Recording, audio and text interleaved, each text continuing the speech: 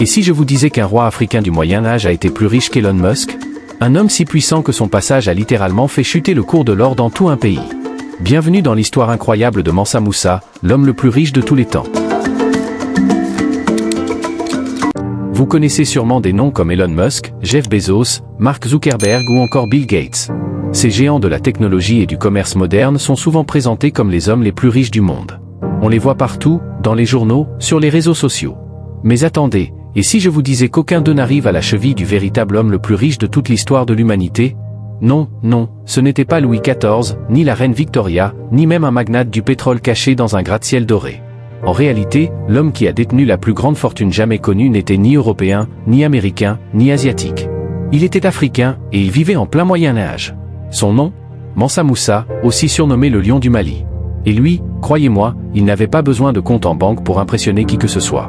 Quand il passait, même les sables du désert brillaient plus fort.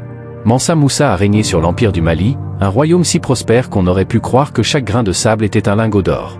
Sous son règne, le Mali a connu un âge d'or inégalé, des villes florissantes, des mosquées grandioses, des universités rayonnantes, bref, un empire où la richesse se comptait littéralement en tonnes d'or pur. Pour vous donner une idée, sa fortune est aujourd'hui estimée à, tenez-vous bien, près de 400 milliards de dollars. Oui, vous avez bien entendu. Même Elon Musk aurait sorti sa calculette pour vérifier 2 fois. Mais alors, qui était vraiment ce Mansa Moussa, cet empereur africain dont la générosité et la richesse faisaient trembler les royaumes voisins? Comment a-t-il fait du Mali, il y a plus de 700 ans, un véritable Eldorado africain, un centre du commerce, de la culture et du savoir? Accrochez-vous, car l'histoire de Mansa Moussa, c'est un mélange de puissance, d'or, de foi et d'un petit grain de folie. Et surtout, c'est la preuve éclatante que l'Afrique médiévale n'avait rien à envier au reste du monde. Nous sommes au XIIIe siècle, en Afrique de l'Ouest. Là, au milieu des vastes savanes et des fleuves majestueux, se dresse un empire aussi puissant que mystérieux, l'empire du Mali. C'est vers 1280 qu'y naît un certain Moussa Keïta, celui que l'histoire retiendra sous le nom de Mansa Moussa. Et, tenez-vous bien, à la base, il n'était même pas censé régner. Oui, comme quoi, parfois, le destin fait des petits détours surprenants. Tout commence avec son frère, Aboubakar II, qui porte fièrement le titre de Mansa, un mot qui signifie littéralement « roi des rois ». Un empereur malien au grand cœur, mais surtout au grand sens de l'aventure. On le surnommait d'ailleurs l'empereur explorateur, rien que ça. Aboubakar II n'avait qu'une idée en tête, trouver la mystérieuse terre située à l'ouest de l'Afrique, une terre encore inexplorée. Il en était persuadé, quelque part au-delà de l'océan se cachait un nouveau monde. Alors, ni une ni deux, il décide de lancer une expédition maritime. Première tentative, échec. Une flotte entière part à l'aventure, et seul un navire revient. Mais Aboubakar II n'est pas du genre à abandonner. Il se dit, bon, la première fois, c'était juste un échauffement. Alors il lance une deuxième expédition, encore plus gigantesque, avec 2 à 3 000 navires. Et cette fois, il part lui-même à bord. Avant de s'en aller, il respecte la tradition. Lorsqu'un Mansa quitte son trône pour un long voyage, ou un pèlerinage, il doit nommer un régent pour gouverner à sa place au cas où il ne reviendrait pas. Et disons que, là, c'était plutôt probable. Il désigne donc son frère Moussa comme successeur. Et en 1312, Aboubakar II s'élance avec sa flotte vers l'ouest. Mais voilà, personne ne les reverra jamais. Disparus, évaporés, avalés par l'océan Atlantique. Certains affirment encore aujourd'hui que les navires maliens auraient bel et bien atteint les côtes de l'Amérique du Sud, près de 2 siècles avant Christophe Colomb. Imaginez un peu, un explorateur africain qui aurait devancé l'Europe entière. Mais bon, aucune preuve formelle ne permet de le confirmer. Et certains historiens doutent même que cette expédition ait réellement existé. Quoi qu'il en soit, le résultat est clair. Moussa devient Mansa, le nouveau roi des rois du Mali. Nous sommes toujours en 1312, et un nouveau chapitre glorieux de l'histoire africaine s'ouvre. Seulement voilà, l'empire que Mansa Moussa hérite n'a pas grand-chose à voir avec le Mali d'aujourd'hui. C'était un vaste territoire s'étendant sur plusieurs pays actuels, le Sénégal, la Guinée, le Niger, et même une partie du Burkina Faso. Un empire fascinant, mais aussi entouré de mystères, car les sources historiques fiables sont rares. Beaucoup de récits sont flous, parfois contradictoires, et certaines parties de sa vie tiennent presque de la légende. Mais ce qu'on sait, c'est que Mansa Moussa, dès son accession au trône, voit grand, très grand. Il veut faire rayonner son empire et révéler au monde sa splendeur. Et il en a les moyens, croyez-moi. L'empire du Mali est immensément riche, notamment grâce à ses mines d'or. On raconte qu'elle pouvait produire jusqu'à 1 tonne d'or par an, une somme astronomique pour l'époque. Et attention, chaque pépite d'or trouvée appartenait directement au Mansa. Pas besoin d'impôts, l'or tombait littéralement du ciel, ou plutôt, du sol. Pas étonnant qu'on le surnomme le seigneur des mines. Certains chroniqueurs arabes affirment même qu'il possédait la moitié de toutes les réserves d'or du monde. Rien que ça, même les milliardaires d'aujourd'hui auraient du mal à rivaliser. Mais Mansa Moussa ne se contente pas de s'asseoir sur une montagne d'or en sirotant du lait de chèvre royale. Non, non, lui, il veut étendre son empire. Il annexe Tombouctou et Gao, 2 villes stratégiques situées sur les grandes routes commerciales. Mais malgré tout cela, quelque chose le dérange. Le reste du monde ignore totalement l'existence de son empire. Imaginez, un royaume plus riche que tous les autres réunis, et personne n'en parle. Pas de carte, pas d'ambassadeur, pas d'influence mondiale. Les seuls qui connaissent un peu le Mali sont quelques marchands transsahariens et savants arabes qui en ont entendu parler au détour d'un récit. Alors Mansa Moussa se dit, bon, il est temps de faire un peu de com. Et quand on est l'homme le plus riche du monde, on ne fait pas de la pub à la télé, on fait un coup de communication impériale. Un coup tellement spectaculaire qu'il va marquer l'histoire mondiale à jamais.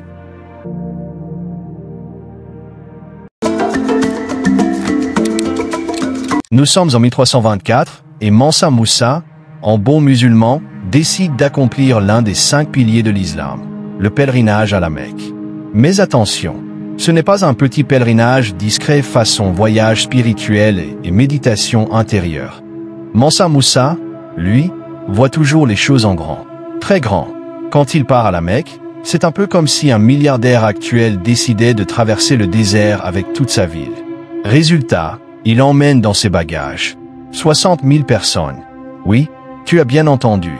Des soldats, des serviteurs, des marchands, des musiciens, des femmes, des enfants, des esclaves, des conseillers, bref, toute la cour impériale malienne sur la route du sable chaud. Imaginez la scène.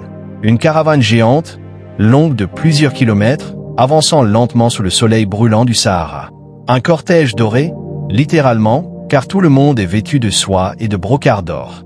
Des tenues qui brillent tellement qu'on devait presque avoir besoin de lunettes de soleil, rien qu'en les regardant passer. Et quand je dis tout le monde, ce n'est pas une expression. Du courtisan jusqu'à l'esclave, chacun porte au moins un vêtement luxueux ou un bijou de valeur. Pas question de ternir l'image de l'Empire. Même le dernier porteur de sac brille comme une étoile.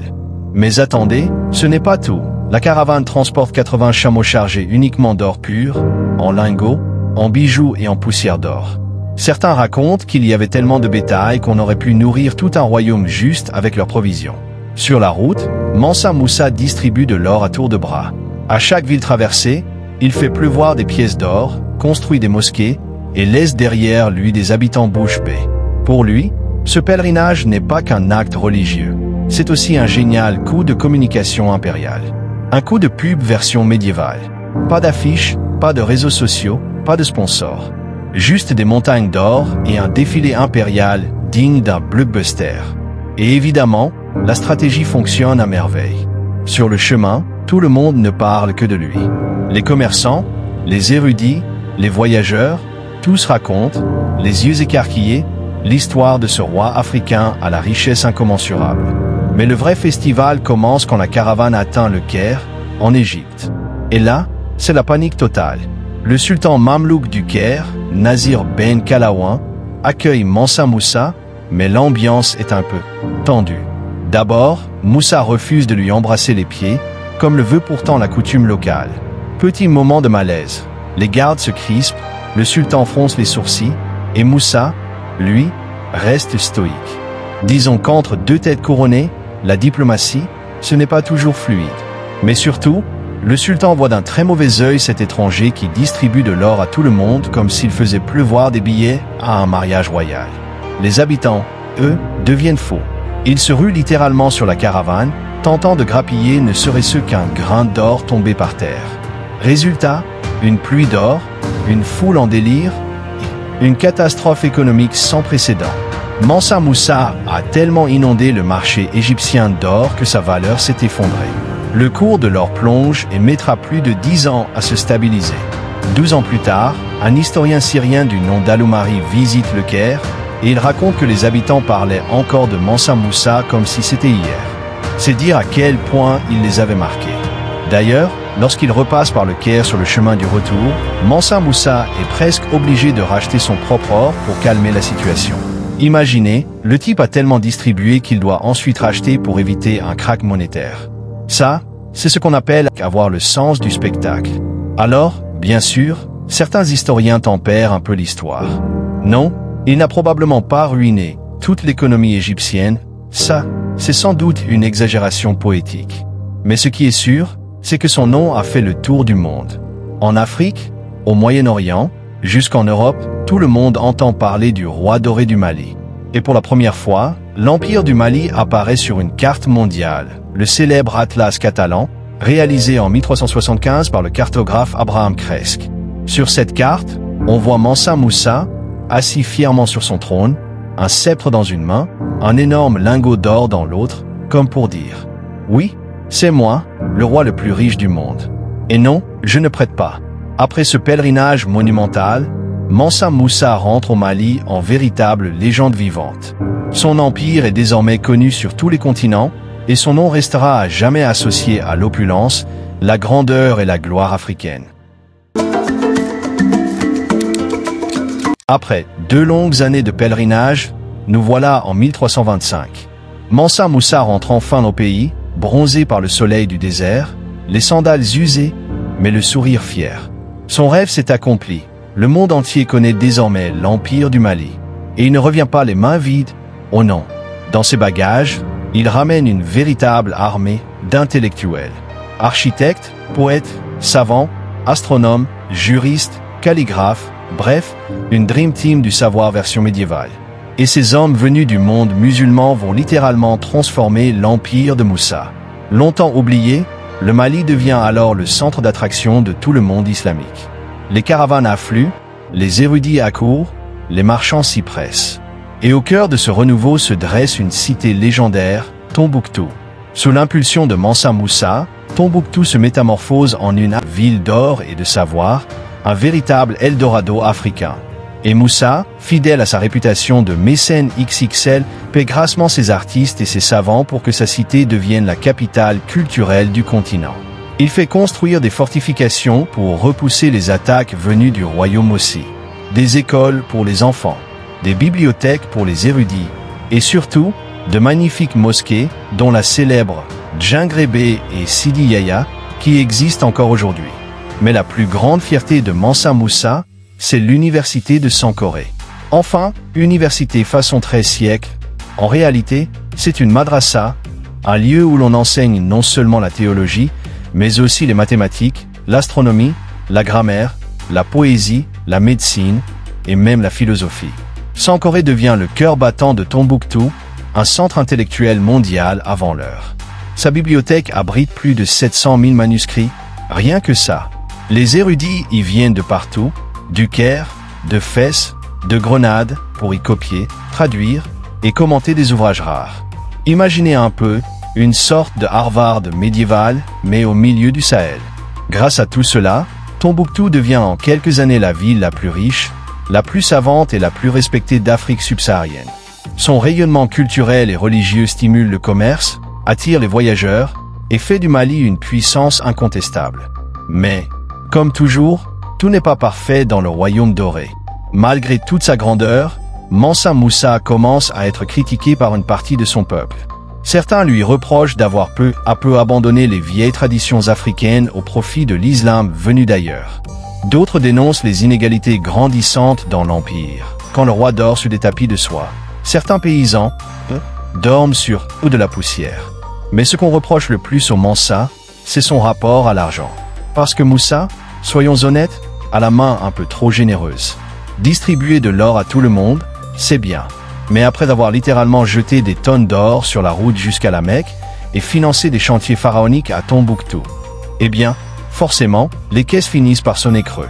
Et là, sans surprise, la situation économique devient compliquée.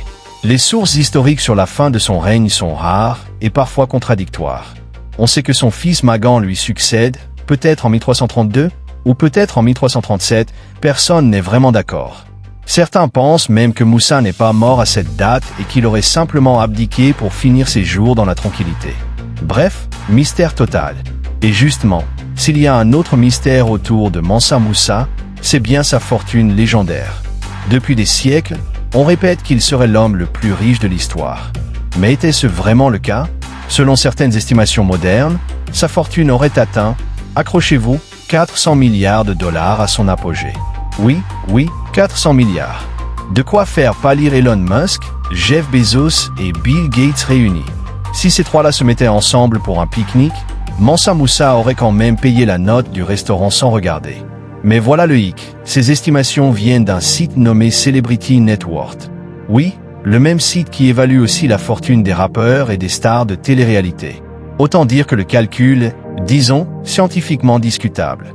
Personne ne sait comment ils sont arrivés à ce chiffre. Et puis, soyons sérieux. À cette époque, il n'y avait ni compte en banque, ni bourse, ni impôt sur la fortune. Alors comment estimer précisément la valeur d'un empire où l'or était partout? Impossible. En réalité, on ne saura jamais combien valait vraiment la fortune de Mansa Moussa. Peut-être 400 milliards. Peut-être 100. Peut-être juste beaucoup trop. Mais là n'est pas le plus important.